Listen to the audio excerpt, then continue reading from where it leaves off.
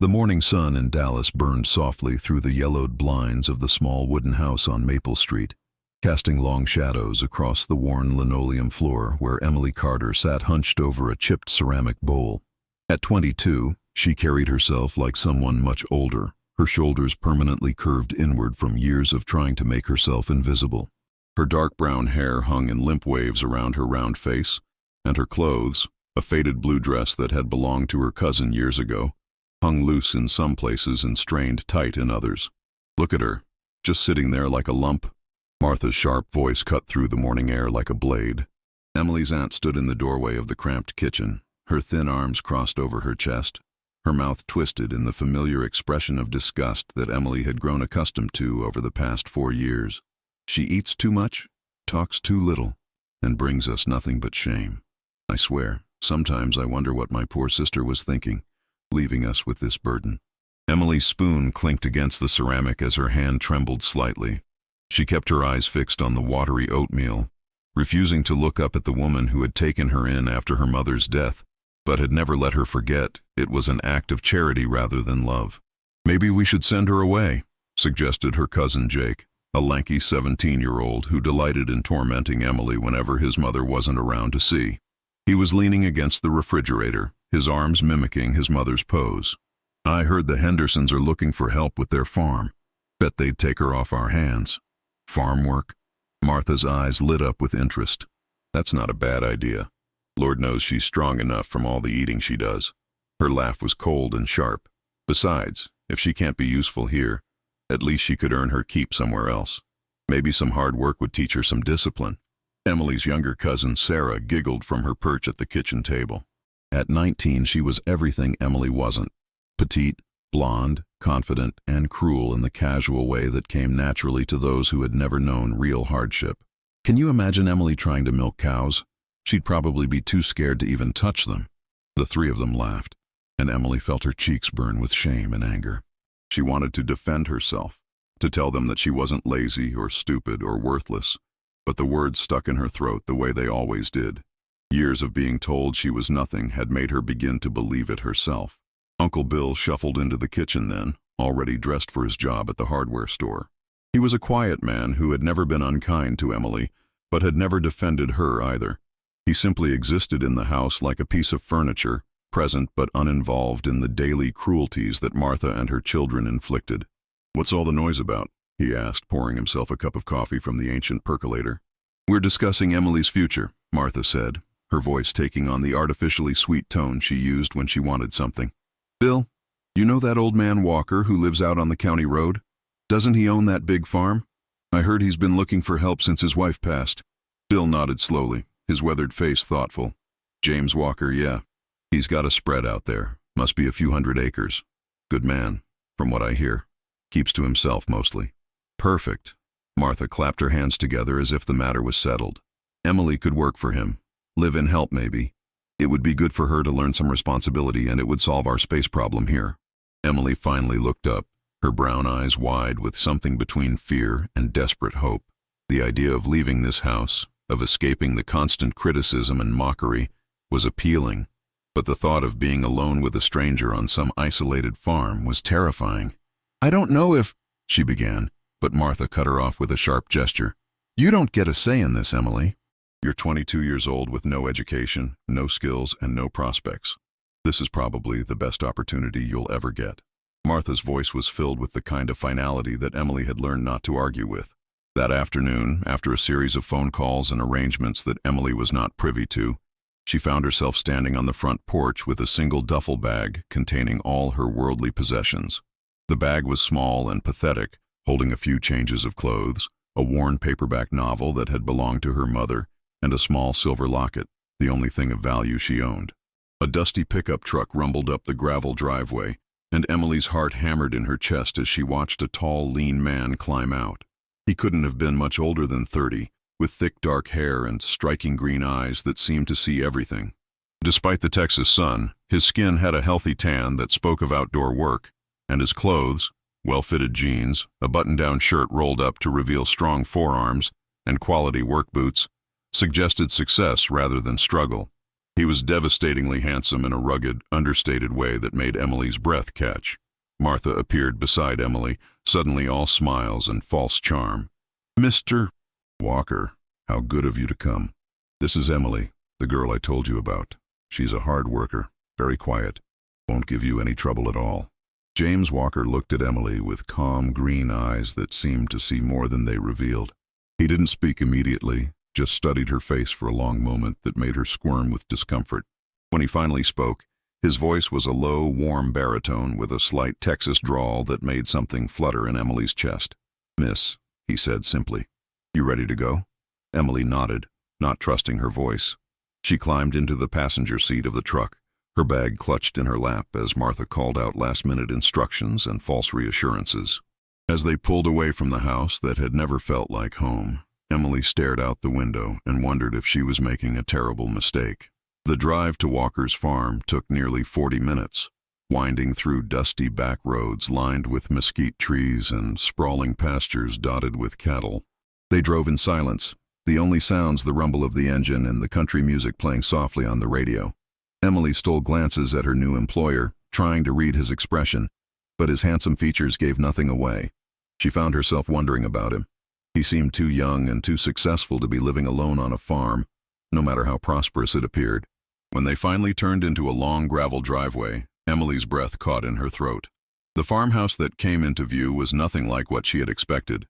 It was large and well-maintained, with a wraparound porch and flower boxes under the windows. The yard was neat and landscaped, with towering oak trees providing shade and a vegetable garden visible off to one side. This wasn't the ramshackle operation she had imagined. "Home sweet home," Walker said as he parked the truck near the front steps. He climbed out and gestured for Emily to follow. "Come on, I'll show you around." The inside of the house was even more impressive than the exterior. The rooms were spacious and comfortable, furnished with quality pieces that had been lovingly maintained over the years. Everything was clean and organized, from the gleaming kitchen with its modern appliances to the living room with its leather furniture and stone fireplace. "You'll have the room upstairs, second door on the right," Walker said as he led her through the house. "Bathrooms at the end of the hall. Breakfast is at 6, lunch at noon, dinner at 7. I expect the house kept clean, meals prepared, and laundry done. You have any questions about that?" Emily shook her head, overwhelmed by the sheer size and comfort of the place. At Martha's house, she had slept on a fold-out couch in the living room and had been grateful for it. The thought of having her own room felt like an impossible luxury. "One more thing," Walker said as they climbed the stairs to the second floor. "You don't work for free in this house. Room and board, plus $200 a week. Fair enough?" Emily stopped dead in her tracks. $200 a week was more money than she had ever seen at one time. At Martha's house, she had been given a few dollars here and there for allowance, but never anything approaching a real wage.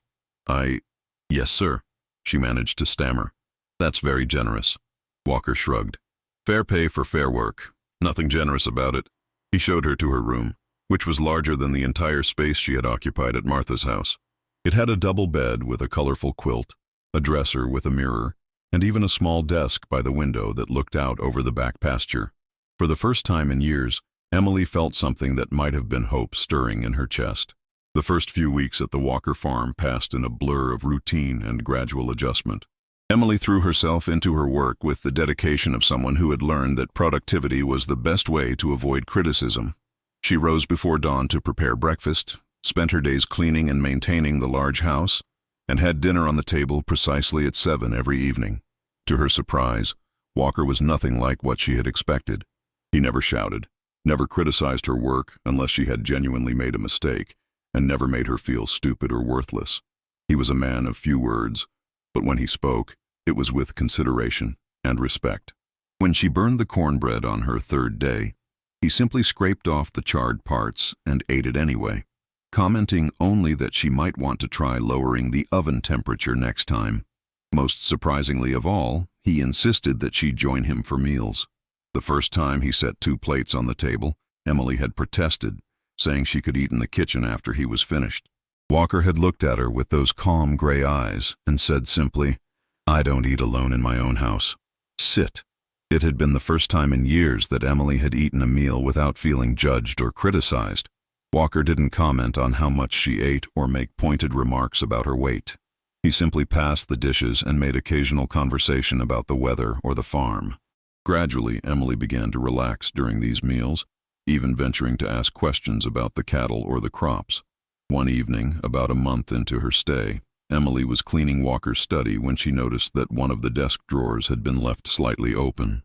As she dusted around it, she caught a glimpse of official-looking documents inside. Without really thinking, she glanced down and saw her own last name, Carter, on what appeared to be a legal document. Startled, she quickly closed the drawer and finished her cleaning, but the incident nagged at her for the rest of the evening. Why would Walker have documents with her family name on them? She tried to convince herself it was probably nothing, maybe just a coincidence, but the thought wouldn't leave her alone. The next morning, as she was hanging laundry on the line behind the house, she noticed a cloud of dust on the horizon that indicated an approaching vehicle. Walker was out checking on the cattle in the far pasture, so Emily shaded her eyes and watched as a familiar car turned into the driveway. Her heart sank as she recognized Martha's beat-up sedan.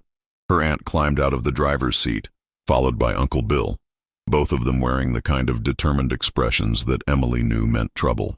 They marched up to the front door without acknowledging Emily's presence, and Martha began pounding on the wood with her fist. "Walker, we need to talk to you right now." Martha's voice carried across the yard, shrill and demanding. Emily hurried toward the house, her pulse racing. She couldn't imagine what her aunt wanted, but experience had taught her that Martha's unexpected visits were never good news. Walker appeared from around the side of the house, clearly having heard the commotion. His expression remained calm, but Emily caught something in his eyes that might have been resignation. "Mrs. Carter," he said evenly, "what can I do for you?" "You can start by explaining why you've got my niece living here like she's some kind of family instead of the hired help we agreed on," Martha snapped, her face flushed with anger. "Bill and I got to talking and we realized we made a mistake. Emily belongs with her family, not out here playing house with some old man." Emily felt the familiar twist of shame and anger in her stomach. Even when she was finally away from them, her aunt's words still had the power to make her feel small and worthless. "Emily's work here has been satisfactory," Walker said calmly. "I see no reason to change the arrangement." "Satisfactory?" Martha laughed, but there was no humor in it. "Mr. Walker, I think you're confused about what Emily is. She's not some sweet young lady you rescued. She's a burden, a charity case. We took her in out of Christian duty when her mother died, but she's never been anything but trouble. Lazy, ungrateful, useless. That's enough." Walker's voice was quiet, but there was steel in it that made Martha take a step back. "I think there are some things you don't understand about your niece's situation." He disappeared into the house and returned a moment later carrying a manila folder. Emily's stomach dropped as she recognized it as the same folder she had glimpsed in the study drawer. "Maybe you should take a look at this before you continue," Walker said, handing the folder to a confused-looking Bill. Uncle Bill opened the folder with shaking hands, and Emily watched as his face went completely white. Martha snatched the documents from him, her eyes scanning the pages with growing disbelief. This can't be right," Martha whispered, her voice suddenly weak. "This has to be some kind of mistake." Walker's expression remained unchanged. "No mistake. Those are original documents, signed and witnessed. Your brother, Emily's father, was my business partner for over 20 years. When he died, he left everything to his daughter, the only daughter he had." Emily felt the world tilt around her. Her father, the man who had abandoned her and her mother when Emily was just a baby. She had always been told he was worthless, that he had run off and never looked back. "Emily's father owned half of everything you see here," Walker continued, his voice steady and matter-of-fact. "The land, the cattle, the house, the bank accounts. According to his will, all of it passes to Emily on her 23rd birthday, which is—" He paused to check his watch. "In about 6 hours." The silence that followed was deafening. Emily stared at Walker, then at her aunt and uncle, trying to process what she was hearing. Half of this massive, prosperous farm belonged to her. The woman they had treated like a servant, like a burden, was about to inherit more money and land than any of them had ever dreamed of. Martha's face cycled through a range of emotions: shock, disbelief, calculation, and finally, desperate panic. "Emily, honey," she said, her voice taking on the sickeningly sweet tone she used when she wanted something. "You have to understand, we were just trying to prepare you for the real world. We wanted you to learn the value of hard work before you came into this inheritance. It was all for your own good." Emily looked at her aunt, really looked at her, for the first time in years. She saw the fear in Martha's eyes, the desperate attempt to rewrite history now that the balance of power had shifted. For so long, Emily had believed that she was lucky to have a family that tolerated her, that she should be grateful for their charity and overlook their cruelty. But standing there in the yard of the farm that was half hers, wearing clothes that actually fit and feeling strong from weeks of good food and honest work, Emily finally saw the truth.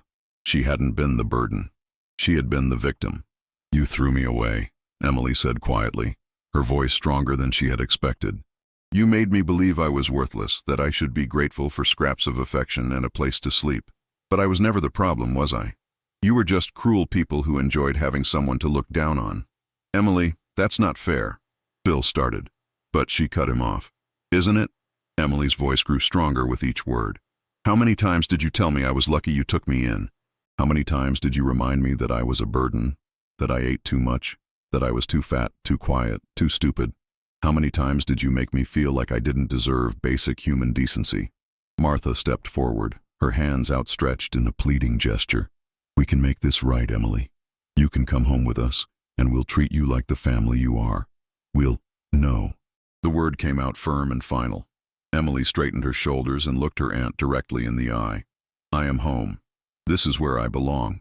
Not because of the money or the land, but because this is the first place anyone has ever treated me with respect. Mr. Walker saw me as a person worth treating kindly, not because he had to, but because that's the decent thing to do." She turned to Walker, who had been watching the confrontation with his usual calm expression. "Is it true? About my father and the partnership?" Walker nodded. "Every word. James Carter was a good man and a good friend. He talked about you all the time, worried about what would happen to you after he was gone. He set up the inheritance to transfer when you turned 23 because he thought you'd be mature enough to handle it by then." "But why didn't anyone tell me?" Emily asked, feeling tears prick at her eyes. "Why did you let me think I was nothing?" "Because your father asked me to wait," Walker said gently. "He wanted you to have a chance to discover who you were without the weight of expectations or people trying to influence you because of money. He made me promise to keep it secret until today, to let you find your own way." Emily wiped her eyes with the back of her hand, overwhelmed by the revelation that her father had cared enough to plan for her future, had worried about her and wanted to protect her even after death. Martha made one last desperate attempt. "Emily, please. Your family. Blood is thicker than water. Surely you won't abandon your family over a little misunderstanding." Emily looked at the woman who had made her life miserable for 4 long years, who had convinced her she was worthless and unwanted. Then she looked at Walker, who had given her dignity and purpose and kindness without expecting anything in return. "You're right about blood being thicker than water," Emily said slowly, "but chosen family is thicker than blood. Mr. Walker became more of a family to me in 2 months than you ever were in 4 years. She walked over to stand beside Walker, symbolically choosing her side. "I think it's time for you to leave." Martha's face crumpled, but whether from genuine remorse or disappointment at losing access to Emily's inheritance, it was impossible to tell. Bill took his wife's arm and began leading her toward the car. "You'll regret this," Martha called back as they reached the sedan. "When you realize what it's like to be alone in the world with no family to fall back on, you'll come crawling back." Emily watched them drive away, waiting for the familiar surge of guilt and self-doubt that usually followed her aunt's predictions of doom. But it didn't come. Instead, she felt lighter than she had in years, as if a weight she hadn't even realized she was carrying had been lifted from her shoulders. "You okay?" Walker asked quietly. Emily turned to look at him, this man who had unknowingly been her father's friend and business partner, who had honored a promise to a dead man and given his daughter a chance to find herself. "I think I'm better than okay," she said, and meant it. That evening, they sat on the front porch as the sun set over the land that was now half Emily's. Walker had spent the afternoon explaining the details of her inheritance, the property boundaries, the bank accounts, the investments her father had made over the years. It was overwhelming, but Emily found that she wasn't afraid of the responsibility. If anything, she was excited about the possibilities. "What happens now?" she asked as they watched the cattle move slowly across the distant pasture. Walker rocked back in his chair, considering the question. "Well, I suppose that's up to you. You're the owner now, or will be once the lawyers finish their paperwork. You could sell everything, move away, start fresh somewhere else. Emily shook her head immediately. I don't want to leave. This is the first place I've ever felt like I belonged. Then we'll figure it out together, Walker said simply. Your father would have wanted that. As the stars began to appear in the darkening sky, Emily realized that for the first time in her life, she was exactly where she was supposed to be. Not because someone told her she was lucky to be there, and not because she had nowhere else to go, but because she had chosen it. She had found her worth not in the inheritance that was rightfully hers, but in the kindness of a stranger who had seen her potential when her own family could not. The money and land were wonderful, of course. They meant security and opportunity and freedom from ever having to depend on Martha's charity again. But more than that, they represented something Emily had never dared to hope for. Proof that she mattered, that she was worth caring about, that her father had loved her enough to plan for her future, even when he couldn't be there to see it. The weeks that followed were a whirlwind of legal proceedings, bank meetings, and paperwork that seemed to multiply faster than Emily could sign it. Walker proved to be an invaluable guide through the complex world of property management and agricultural business. He introduced her to the family lawyer, Robert Martinez, a kind man in his 50s who had handled both her father's and Walker's legal affairs for over a decade. Your father was very specific about his wishes, Martinez explained during their first meeting in his downtown Dallas office. He wanted to ensure you had the best possible foundation for your future, but he also wanted you to earn your place through your own merit, not just inherited wealth.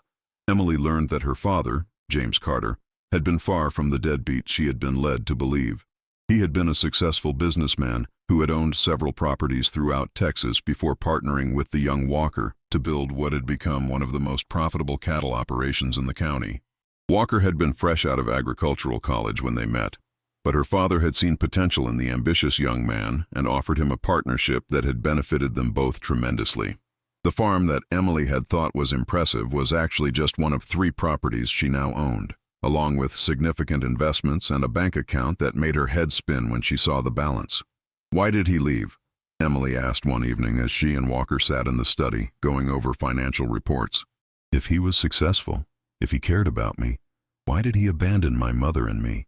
Walker was quiet for a long moment, studying the amber liquid in his whiskey glass. Your father was a complicated man, Emily.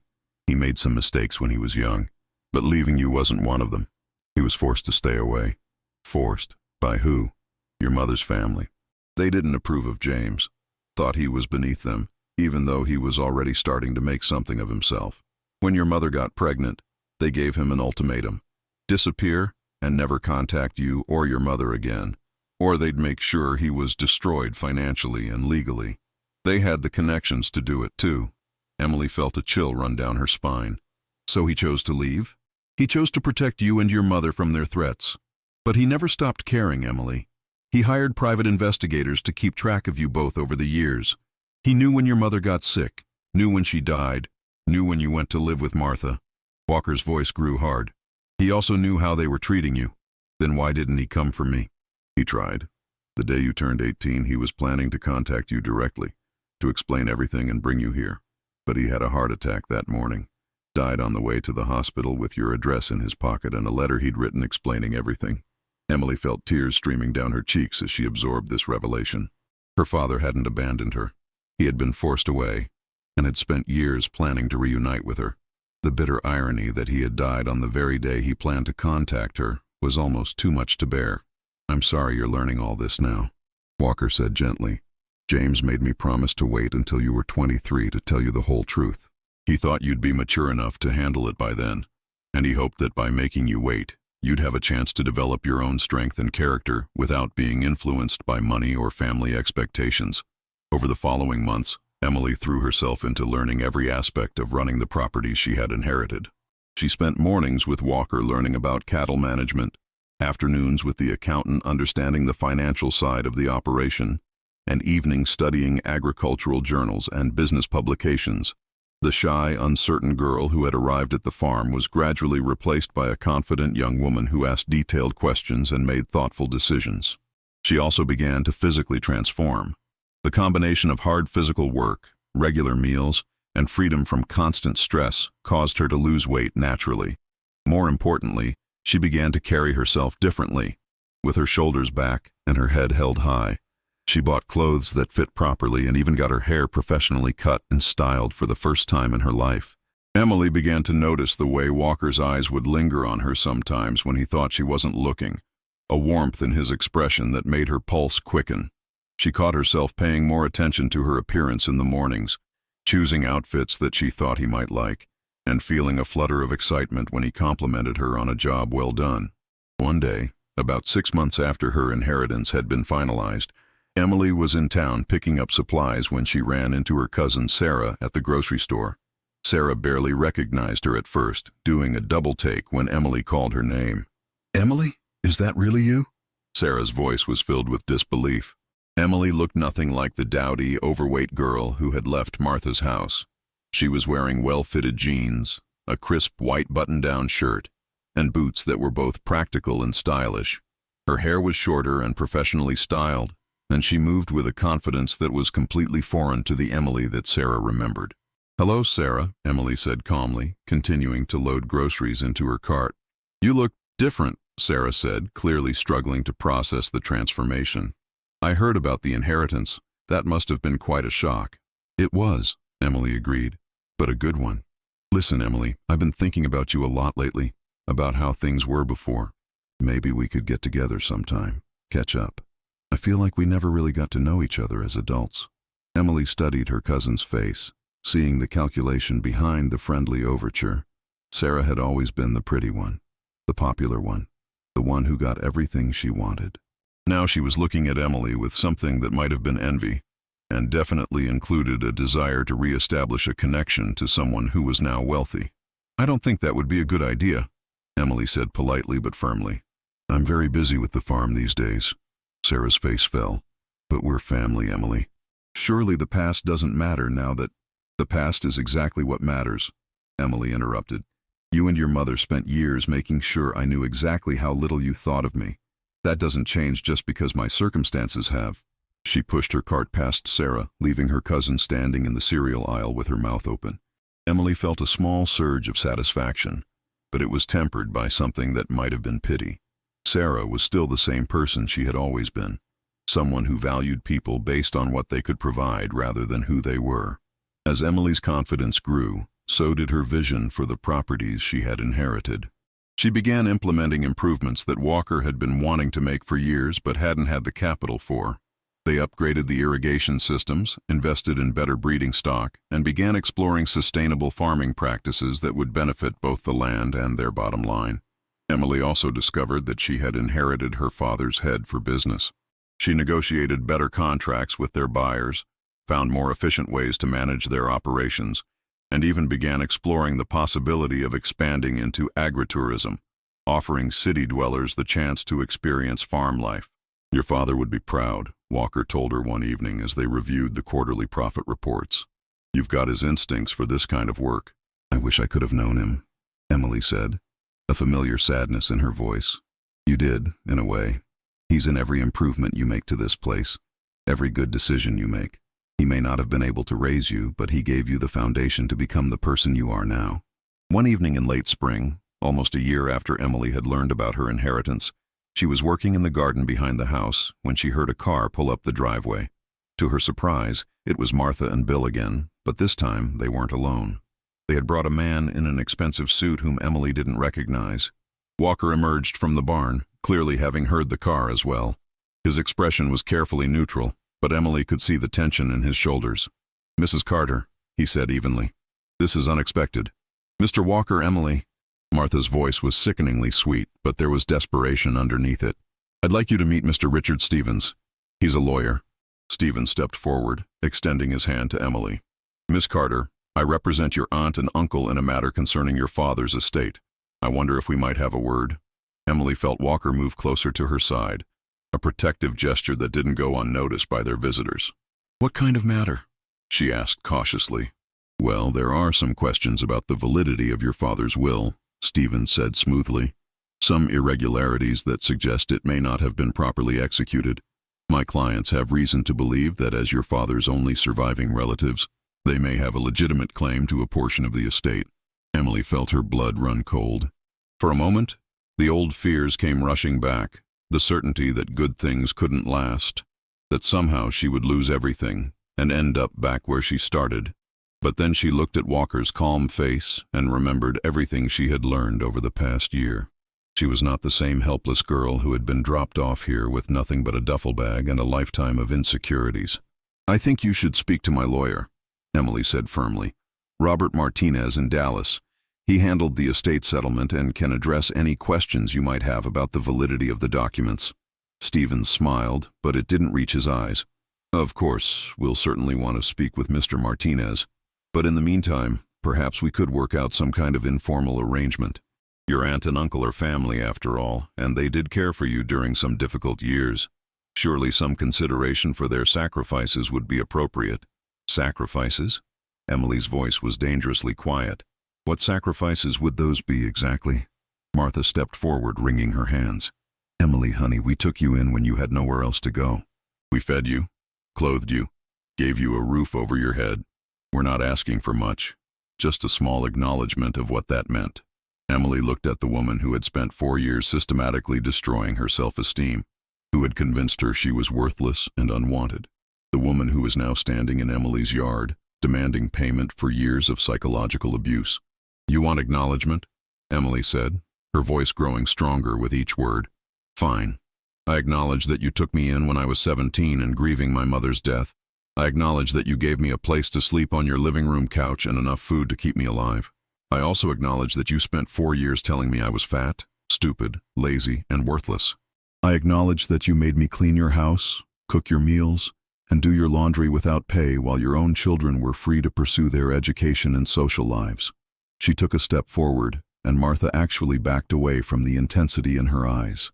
"I acknowledge that you told me I should be grateful for scraps of basic human decency, that you convinced me I was a burden who didn't deserve kindness or respect. And I acknowledge that the day you dumped me here, you told Mr. Walker that I was nothing, that I didn't deserve anything good in life." Emily turned to Stevens, who was looking increasingly uncomfortable. "So yes, Mr.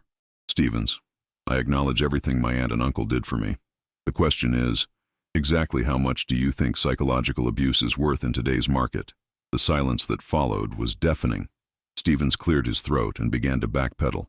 "Perhaps there's been some misunderstanding."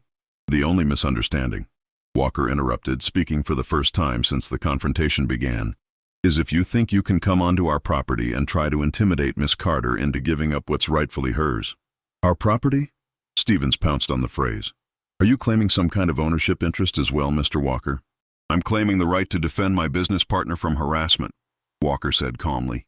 "Emily and I are full partners in this operation now, by her choice and legal agreement. Any threats against her are threats against me." Emily felt a surge of gratitude toward Walker, but she didn't need him to fight this battle for her. She had found her own voice, and she intended to use it. "Mr. Stevens," she said formally, "if your clients believe they have a legitimate legal claim to my father's estate, they're welcome to pursue it through the proper channels, but they will not be doing so on my property or in my presence. I'd like you all to leave now." Stevens looked like he wanted to argue, but something in Emily's expression made him think better of it. "Of course, Miss Carter. We'll be in touch through proper legal channels." As they walked back toward their car, Martha turned back one last time. "This isn't over, Emily. Family is family, and you can't just pretend we don't exist." "You're right," Emily called back. "Family is family, and you stopped being my family the day you decided I was worth more to you as a servant than as a person." After their car disappeared down the driveway, Emily sank into one of the porch chairs, suddenly exhausted. The confrontation had taken more out of her than she had expected, bringing back memories and emotions she thought she had moved past.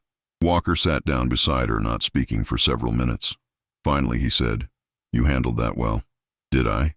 I feel like I'm going to be sick." "That's normal. Standing up to people who hurt you is never easy, no matter how strong you've become." Walker paused, then added, "For what it's worth, I don't think they have any legal grounds to challenge the will. James was very careful about making sure everything was properly documented. Even if they don't win, they could make things difficult, couldn't they? Legal battles, court costs, years of uncertainty. They could try. But Emily, you're not the scared girl who arrived here a year ago. You have resources now, and knowledge, and people who believe in you. Don't let them take that away from you." Emily nodded, feeling her strength returning. He was right. She wasn't the same person anymore. She had learned to value herself, to recognize her own worth, and to demand the respect she deserved. No amount of legal maneuvering could take that away from her.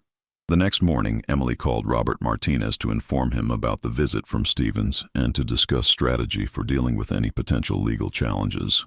Martinez was reassuring, confirming Walker's assessment that the will was ironclad and that any challenge would likely be thrown out of court quickly. But, he warned, they could still cause problems and delays. My advice is to be prepared for a fight, but don't let the possibility of one prevent you from living your life. Emily took that advice to heart.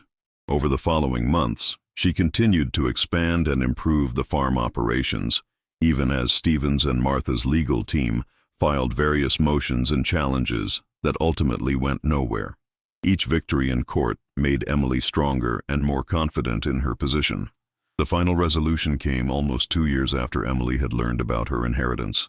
Stevens and his clients agreed to drop all claims in exchange for Emily not pursuing harassment charges against them.